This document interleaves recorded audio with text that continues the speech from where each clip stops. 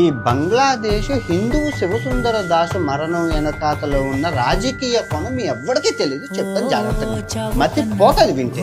ఇప్పుడు బంగ్లాదేశ్లో హిందువులు చంపారు. అందరూ మన హిందువులందరూ ముక్త కంఠంతో చెప్తుంది ఏంటంటే, బంగ్లాదేశ్ గోడలు తెరవండి, హిందువుల్ని తీసుకురండి, మన భారతదేశంలో పెట్టండి, జై శ్రీరామ్ అని. బాగుంది, అయిపోతుంది, మనం తీసుకొచ్చేస్తాం. 140 కోట్ల జనాభాతో పాటు వాళ్ళు కూడా ఉంటారు హిందువులు. Ram Ram bye bye. తర్వాత ఇది చూసిన పాకిస్తాను అక్కడ ఒక హిందువులను ఇద్దరు తెగనొస్తాం. నరికిన వెంటనే మనం సేమ్ ఇదే గోళ్ళు నిరసనలు అన్ని చేస్తాం. అక్కడ గేట్లు తెరిచి పాకిస్తాన్లో హిందువులు కూడా మనం తెచ్చేసుకుంటాం. మళ్ళీ రామా రామా బాయి బాయి అయిపోతుంది. చాలా బాగానే ఉంది.